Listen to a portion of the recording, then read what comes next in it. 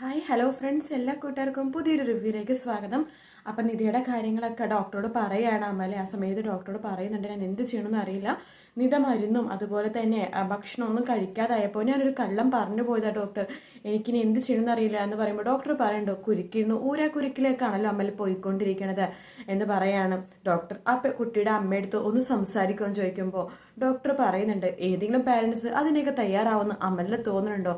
സ്വന്തം താലോലിച്ച് ഓമനിച്ച് വളർത്തുന്ന കുഞ്ഞിനെ വേറൊരാളുടെ മകളായിട്ട് കുറച്ചു നേരം വെക്കാനൊക്കെ പറഞ്ഞ ഏതെങ്കിലും പാരൻസ് അതിനെ സമ്മതിക്കും അമ്മൻ എന്നൊക്കെ എന്നെ ചോദിച്ചുകൊണ്ടിരിക്കുകയാണ്. ഞാൻ പിന്നെ എന്ത് ചെയ്യും ഡോക്ടർ, എനിക്ക് വേറൊരു നിവൃത്തിയില്ല എന്നിങ്ങനെ പറയാണ്. സത്യം പറഞ്ഞാൽ നിതേനെ കുറ്റം പറഞ്ഞിട്ട് ഒരു കാര്യമില്ല ഡോക്ടർ എന്ന് അമൽ പറയാണ്. അതെന്താന്ന് ചോദിക്കുമ്പോൾ ആ മണിക്കുട്ടി ഉണ്ടല്ലോ, അവൾ ശരിക്കും നമ്മുടെ മിന്നുമോളുടെ അതേ ചായ തന്നെയാണ്. ആ സാദൃശ്യവും ആ മുഖവും അതുപോലെ തന്നെ ചിരിയും ഒക്കെ നീതമോളെ പോലെ തന്നെയാണ്. മിന്നുമോളെ പോലെ തന്നെയാണ്. വെറുതെ അതുകൊണ്ട് തന്നെയാണ് നീതക്ക് അത്ര ഒരു കൺഫ്യൂഷൻ വന്നത്.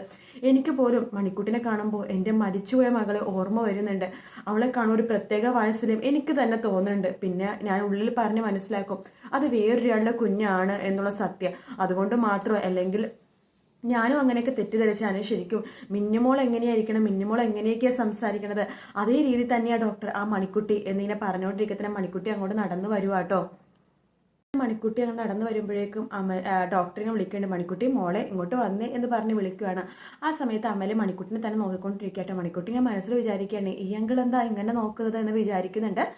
അമല് മണിക്കുട്ടീനെ അടുത്തേക്ക് വിളിച്ചിട്ട് അമല് മണിക്കുട്ടിനെ ചേർത്ത് ഇങ്ങനെ പിടിക്കുമായിട്ട് നല്ല കുട്ടിയാ മോള് എന്നൊക്കെ പറഞ്ഞിട്ട് ഇങ്ങനെ ചേർത്ത് പിടിക്കുക. ഒരു അച്ഛൻ്റെ വാത്സല്യത്തോടു കൂടി തന്നെയാണ് മണിക്കുട്ടിനെ ഇങ്ങനെ ചേർത്ത് പിടിക്കണം. ഡോക്ടർക്കും വളരെ ടെൻഷൻ ആവാണ്. കാരണം നിതേനെ പറഞ്ഞ് മനസ്സിലാക്കാന്ന് പറഞ്ഞ അമലും മണിക്കുട്ടിനെ കണ്ടപ്പോൾ സ്വന്തം മകളാന്ന രീതിയിൽ മണിക്കുട്ടിനെ ചേർത്ത് പിടിക്കുന്നു, വാത്സല്യത്തോടെ നോക്കുന്നു, അതുപോലെ തന്നെ തലോടുന്നു എന്നൊക്കെ അങ്ങനെയൊക്കെ ഇങ്ങനെ കാണിക്കണം. നമ്മൾ ഡോക്ടർ ഇങ്ങനെ ശ്രദ്ധിക്കുകയാണ്. അപ്പം അമലിനാണെങ്കിൽ സ്വന്തം മകളെ ഓർമ്മ വന്നുകൊണ്ടിരിക്കുകയാണ് മണിക്കുട്ടിനെ കാണുമ്പോൾ. മണിക്കുട്ടിക്കാണെങ്കിൽ വല്ലാത്തൊരു ബുദ്ധിമുട്ട് തോന്നുവാണ് ഇവരിങ്ങനെയൊക്കെ പെരുമാറുമ്പോൾ. അത് കാരണം വേറൊരു അച്ഛനല്ലേ, വേറൊരാളല്ല ആ പുള്ളിക്കാരനും സ്വന്തം മകളെ പോലെ തന്നെ കാണുന്നു പറയുമ്പോൾ മണിക്കുട്ടിക്ക് വല്ലാത്ത പോലത്തെ ഒരു തോന്നലുണ്ടാവും കേട്ടോ.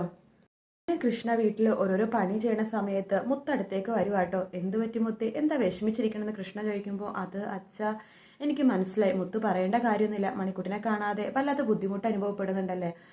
അതെ, അവളിനിയിപ്പോൾ എപ്പോഴാ അച്ഛ വരുന്നതെന്ന് ചോദിക്കുമ്പോൾ ഒരു 2-3 ദിവസം മോളെ അതിനുള്ളിൽ വരുമായിരിക്കും എന്ന് പറയുമ്പോൾ വിഷമിച്ചിരിക്കുകയാണ് മുത്ത്.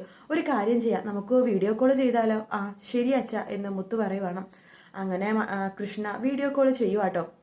അപ്പം കാവ്യക്ക് വീഡിയോ കോൾ എടുക്കുന്നുണ്ട്. ആ ഹലോ കൃഷ്ണ, അതെ ഇവിടെ മുത്താകെ വിഷമത്തില്ല, മണിക്കുട്ടിനെ കാണണമെന്ന് പറയുക പറയുമ്പോൾ മണിക്കുട്ടി ഇവിടെ അങ്ങനെ തന്നെയാണ് കൃഷ്ണ, പിന്നെ എന്നോട് അങ്ങനെ പരിഭവമൊന്നും പറയാത്തതുകൊണ്ട് പറയുന്നില്ല എന്നേ ഉള്ളൂ, ആകെ വിഷമിച്ചിരിപ്പ് തന്നെയാളും എന്ന് പറയുമ്പോൾ എങ്കിലും മണിക്കുട്ടിക്ക് ഫോൺ കൊടുക്കുക എന്ന് കൃഷ്ണ പറയുമ്പോൾ മണിക്കുട്ടി മോളെ ഇങ്ങോട്ട് വന്നേ എന്ന് പറഞ്ഞിട്ട് കാവ്യ വിളിക്കുവാണ്. ആ സമയത്ത് മണിക്കുട്ടി ഓടി വരുവാട്ടോ. എന്താ കാവ്യാൻ്റെ ഇതേ മുത്ത് വീഡിയോ കോളിൽ. ആ മുത്തോ എന്ന് പറഞ്ഞിട്ട് വേഗം ഫോൺ മേടിക്കുകയാണ്. ഹലോ മുത്തേ, ഹായ് മണിക്കുട്ടി, നീ ഭക്ഷണം കഴിച്ചോ? ഞാൻ കഴിച്ചു. മുത്ത് കഴിച്ചു? കഴിച്ചു എന്ന് പറയുവാണ്.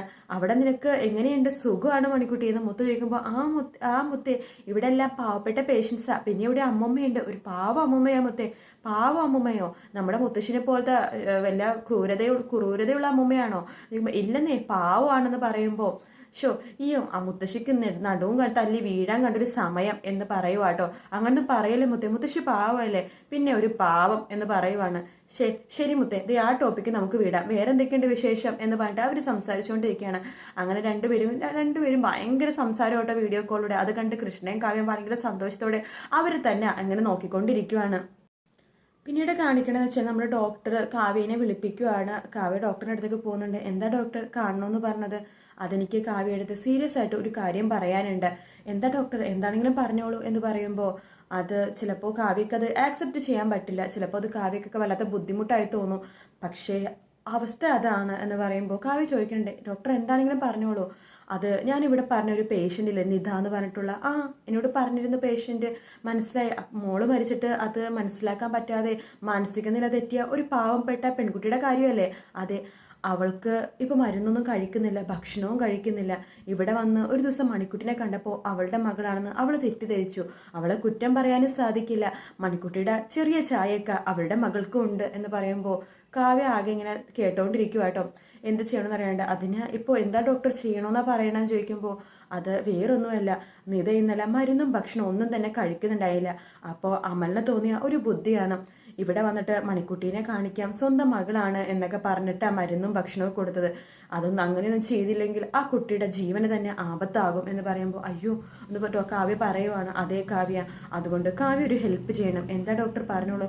ഒരു ജീവൻ നിലനിർത്താൻ വേണ്ടി മണിക്കുട്ടീനെ അവരുടെ സ്വന്തം മകളായിട്ട് കുറച്ചു നേരത്തേക്ക് അവരുടെ അടുത്തേക്ക് വിടണം എന്ന് പറയുമ്പോൾ ഒരാളുടെ ജീവൻ നിലനിർത്താനല്ലേ ഡോക്ടർ, സാരില്ല, ഞാൻ കുറേ ജീവകാരുണ്യ പ്രവർത്തനങ്ങളൊക്കെ ചെയ്യണതാണ്, അതുകൊണ്ട് ഡോക്ടറിന്റെ ബുദ്ധിമുട്ടൊക്കെ എനിക്ക് മനസ്സിലാവും.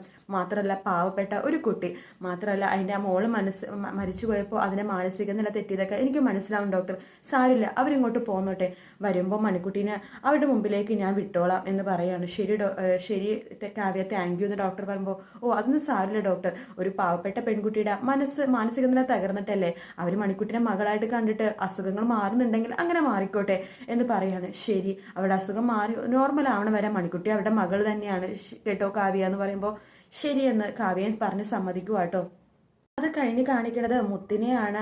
കൃഷ്ണ ഒരു പണി ചെയ്യുന്ന സമയത്ത് മുത്ത് ഡ്രസ്സൊക്കെ ഇട്ട് വരുവാ കേട്ടോ. അച്ഛ നമുക്കൊന്ന് പോയാലോ, ഞാൻ റെഡി എന്ന് പറയുമ്പോൾ കൃഷ്ണ മുത്തിനെ സൂക്ഷിച്ച് നോക്കുവാണ്, എന്നിട്ട് ചിരിക്കുവാണ്. അച്ഛൻ എന്തിനാ എന്നെ നോക്കി ചിരിക്കണത്? അച്ഛൻ എന്നെ കളിയാക്കുവാണോ? അപ്പൊ അച്ഛൻ എന്താ എന്നെ എവിടെയും കൊണ്ടുപോകുന്നില്ല, അച്ഛൻ എന്തിനാ ഇപ്പൊ എന്നെ കളിയാക്കി ചിരിക്കുന്നത്? എന്താ അച്ഛ കാര്യം പറയച്ഛ എന്ന് പറയുമ്പോൾ അതെ മോള് ശരിക്കും മോള് ഡ്രസ്സൊന്ന് നോക്കിക്കേ എന്ന് പറയുവാണ്. ആ സമയത്താണ് മുത്തിന്റെ ഡ്രസ്സ് നോക്കണത്. ഡ്രസ്സ് തിരിച്ചാട്ടോ ഇട്ടിരിക്കണത്. ആ സമയത്ത് മുത്ത് ഇങ്ങനെ ചിരിക്കുകയാണ്. ഹോ സോറി അച്ഛ, മണിക്കുട്ടിനെ കാണുന്ന ആവേശത്തിൽ അറിയാതെ ഡ്രസ്സ് ഇട്ടപ്പോൾ തിരിഞ്ഞു പോയതാ, ഒരു സെക്കൻഡ് ഞാൻ ഇപ്പൊ തന്നെ ഡ്രസ്സ് ഒന്ന് നേരെ ഇട്ടിട്ട് ഓടി വരാം എന്ന് പറഞ്ഞിട്ട് മുത്ത് ഓടി മുകളിൽ നിലയിലേക്ക് പോവാണ്. കൃഷ്ണൻ നിലത്ത് വെയിറ്റ് ചെയ്യാണ്. അങ്ങനെ ഒരു 2-3 സെക്കൻഡ് കഴിയുമ്പോൾ മുത്ത് ഓടി വരുവാട്ടോ. അച്ഛാ ഇപ്പൊ ഓക്കെ അല്ലേ? ഇപ്പൊ ഓക്കെയാണ്, എങ്കിൽ നമുക്ക് പോയാലോ? പോകാം എന്ന് പറഞ്ഞിട്ട് കൃഷ്ണനെ വലിച്ചെടുത്തോട്ടെ, അതായത് കൃഷ്ണ ഇരിക്കുകയായിരിക്കും, കൃഷ്ണനെ പിടിച്ച് വലിച്ചുകൊണ്ട് മുത്ത് വാ അച്ഛൻ നമുക്ക് പോവാന്ന് പറഞ്ഞിട്ട് കൃഷ്ണനെ കൂട്ടിക്കൊണ്ട് മണിക്കുട്ടീനെ അതുപോലെ തന്നെ കാവ്യ.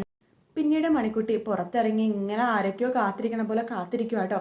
ഡോക്ടറും നേഴ്സും കൂടി വരുന്നുണ്ട്. നേഴ്സ് പറയുന്നുണ്ട്, ദേ ഡോക്ടർ നോക്കിക്കാൻ മണിക്കുട്ടി ആരെയെ കാത്തിരിക്കുകയാണ് എന്ന് പറയുമ്പോൾ ഡോക്ടർ പറയുന്നുണ്ട്, അതെ ആരെ കാത്തിരിക്കുന്നുണ്ടെന്ന് പറയുവാണ്. മണിക്കുട്ടി ഇവിടെ ഒരു കൊച്ചു പൂമ്പാറ്റയല്ലേ എന്ന് ഡോക്ടർ പറയുമ്പോൾ നേഴ്സ് പറയേണ്ട, അതെ മണിക്കുട്ടിനെ കാണുമ്പോൾ തന്നെ ഇവിടുത്തെ പേഷ്യന്റിന്റെ പകുതി അസുഖം മാറും, അത്രക്കൊരു പോസിറ്റീവ് എനർജിയാണ് ഡോക്ടർ ആ കുട്ടി എന്ന് പറയുമ്പോൾ ഡോക്ടർ പറയുന്നുണ്ട്, അത് ശരിയാ, ഞാൻ ആ കുട്ടീനെ ശ്രദ്ധിച്ചു എന്ന് ഡോക്ടറും പറയാണ്. അങ്ങനെ മണിക്കുട്ടിയുടെ അടുത്തേക്ക് ഡോക്ടർ പോകുന്നുണ്ട്. മണിക്കുട്ടി മോൾ ആരെങ്കിലും കാത്തിരിക്കുവാണോ? അതെ എന്റെ മുത്ത് വരാന്ന് പറഞ്ഞിട്ടുണ്ട് എന്ന് മുത്തിനെ കാത്തിരിക്കുക എന്ന് പറയുമ്പോൾ സിസ്റ്റർ വരുന്ന സന്തോഷത്തിലാണ് മണിക്കുട്ടി അല്ലേ എന്ന് ഡോക്ടർ ചോദിക്കുമ്പോൾ കാവ്യ വരുന്നുണ്ട്. കാവ്യ പറയുന്നുണ്ട്, അതേ ഡോക്ടറെ, വെറും സിസ്റ്റർ മാത്രമല്ല മണിക്കുട്ടിയുടെ ബെസ്റ്റ് ഫ്രണ്ടാ എന്ന് പറയുവാണ്. ആ സമയത്ത് എനിക്കറിയാം മണിക്കുട്ടി എന്നോട് പറഞ്ഞിട്ടുണ്ട്, ഇപ്പൊ വരും ആള്, വരാന്ന് പറഞ്ഞിട്ടുണ്ട്, ഞാൻ മുത്തിനെ കാത്തിരിക്കുവാന്ന് പറഞ്ഞിട്ട് മുത്തിനെയും കാത്ത് മണിക്കുട്ടി ഉമ്മറത്ത് തന്നെ അങ്ങനെ നിൽക്കുക കേട്ടോ. അതിനുശേഷം കാണിക്കുന്നത് ജയമോഹിനിയാണ്. ജയമോഹിനി കിടന്ന കിടപ്പിൽ ഒരു സമാധാനമായിട്ട് കിടക്കുവാണ്. ഇവിടുത്തെ എണ്ണയുടെയും കുഴമ്പിന്റെ തൈലത്തിന്റെ മണം കാരണം ഛർദിക്കാൻ വരുക, ഇവിടെ നിന്ന് രക്ഷപ്പെട്ടാൽ മതിയായിരുന്നു, ഏത് സമയത്താണോ എന്തോ ആ എണ്ണയെ ചവിട്ടി വീഴാൻ തോന്നിയത് എന്നൊക്കെ പറഞ്ഞുകൊണ്ടിരിക്കെ തന്നെ നമ്മുടെ രാധികയുടെ അമ്മ ആ റൂമിലേക്ക് പതുക്കെ ഒളിഞ്ഞു നോക്കുക കേട്ടോ. അപ്പോഴേക്കും രാധികയുടെ അമ്മയുടെ പുറകെ തന്നെ ഡോക്ടർ വരുന്നുണ്ട്. ഡോക്ടർ ചോദിക്കുന്നുണ്ട് രാധികയുടെ അമ്മയെടുത്ത്, അമ്മ എന്താ ഇവിടെ നിൽക്കുന്നത്, എന്താ ജയമോഹിനിയായിട്ട് സംസാരിക്കണോ എന്ന് ചോദിക്കുമ്പോൾ അതൊന്നും വേണ്ട എന്ന് പറയുവാട്ടോ. ആ സമയത്ത് ഡോക്ടർ പറയണേ, നിങ്ങൾ ഒരേ പ്രായക്കാരാണല്ലോ, പരിചയപ്പെട്ടു കുഴപ്പമൊന്നുമില്ലെന്ന് പറയുമ്പോൾ വേണ്ട ഡോക്ടർ, ഞാൻ ആ റൂമിൽ വെറുതെ ഒന്ന് നോക്കിയെന്നേ ഉള്ളൂ, അവരൊറ്റക്ക് സംസാരിക്കണ കേട്ടപ്പോൾ വെറുതെ ജസ്റ്റ് ഒന്ന് നോക്കിയെന്നേ ഉള്ളൂ എന്ന് പറയുമ്പോൾ ഡോക്ടർ ചോദിക്കുന്നുണ്ട്, അമ്മക്ക് എന്തിനും പറയാനുണ്ടോ എന്നോട്, എന്നെ സ്വന്തം മകനെ പോലെ കാണുന്നൊക്കെ അമ്മ പറഞ്ഞിട്ടുണ്ട് മുമ്പ്.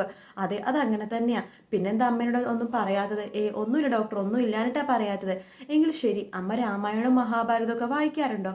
ഞാൻ വായിക്കാറുണ്ടായിരുന്നു ഡോക്ടർ, ഇപ്പൊ വായിക്കാറില്ലെന്ന് പറയുമ്പോൾ അതൊക്കെ വായിക്കണം അമ്മേ, അതൊക്കെ വായിക്കുമ്പോൾ മനസ്സിനൊരു തണുപ്പും ഒരു ആശ്വാസവും ഒക്കെ ഉണ്ടാവും. പിന്നെ ഒളിച്ചോടി പോയ മകളെ കുറിച്ച് ആലോചിച്ചിട്ടാണ് ഈ ടെൻഷനെങ്കിൽ മകള് തീർച്ചയായിട്ടും തിരിച്ചു വരും, അമ്മ വിഷമിക്കൊന്നും വേണ്ട എന്നിങ്ങനെ പറയാണ്. ശരി ഡോക്ടർ എന്ന് രാധികയുടെ അമ്മ പറയുന്നുണ്ട്. അതിനുശേഷം കൃഷ്ണയുടെ കാറ് വരുന്നതാണ് കാണിക്കുന്നത് കേട്ടോ. കൃഷ്ണയുടെ കാറ് വരുമ്പോഴേക്കും ഹായ് എൻ്റെ മുത്ത് വന്നേ എന്ന് പറഞ്ഞിട്ട് മണിക്കുട്ടി ഓടിപ്പോവാണ്. കാറ് കാണുമ്പോഴേക്കും രാധികയുടെ അമ്മയും വേഗം ആവേശത്തിന് പുറത്തേക്ക് പോയി നിൽക്കുവാണ്. ഈശ്വര, ഇന്നെങ്കിലും എൻ്റെ മോൾ ആ കാറിൽ ഉണ്ടാവണേ, കൃഷ്ണയാണ് വരുന്നത്, എൻ്റെ മോൾ ഉണ്ടാവണേ എന്നൊക്കെ വിചാരിക്കുകയാണ്. ആ സമയത്ത് നമ്മുടെ രാധികയുടെ അമ്മ നോക്കുമ്പോൾ കൃഷ്ണ മാത്രമേ ഇറങ്ങുന്നുള്ളൂ, കൂടെ മുത്തുണ്ട്. മുത്തിനെ കാണുമ്പോൾ മണിക്കുട്ടി ഓടിപ്പോവാണ്. മണിക്കുട്ടി മുത്തിനെ കെട്ടിപ്പിടിച്ച് കുറേ ഉമ്മകൾ കൊടുക്കുകയാണ്. കാവ്യം വരുന്നുണ്ട്. രണ്ടുപേരും ഭയങ്കര സ്നേഹപ്രകടനം തുടങ്ങിയല്ലോ എന്ന് പറയാണ്. നമ്മുടെ രാധികയുടെ അമ്മയാണെങ്കിൽ ഈശ്വര ഇന്നും എൻ്റെ മോളില്ലല്ലോ, എൻ്റെ മോൾ എന്താ വരാത്തതൊക്കെ ആലോചിച്ച് ആകെ വിഷമിച്ചിരിക്കുക കേട്ടോ. കൃഷ്ണയുടെ കാവ്യ പറഞ്ഞിട്ട് നോക്കിക്ക് കൃഷ്ണ രണ്ടുപേരെയും കണ്ട ഒരു അമ്മ പെറ്റ മക്കളാണെന്ന് പറയേയില്ലല്ലേ, എന്താ സ്നേഹപ്പെടുന്ന ട്വിൻസ് ആണെന്നേ പറയുള്ളൂ. നമ്മൾ ഭാഗ്യം ചെയ്തവരാ കൃഷ്ണ, രണ്ട് പൊന്നോമനകളെ നമുക്ക് കിട്ടിയില്ലേ എന്ന് പറയുമ്പോൾ കൃഷ്ണ ഇങ്ങനെ തലയാട്ടി നിർത്താണ്ട് എപ്പിസോഡ് ചെയ്യുന്നത്. വീഡിയോ ഇഷ്ടപ്പെട്ടെങ്കിൽ ലൈക്ക് ചെയ്യുക, സബ്സ്ക്രൈബ് ചെയ്യുക, കമൻറ്റ് ചെയ്യുക. മറ്റൊരു വീഡിയോ വീണ്ടും കാണാം. Take care, bye bye.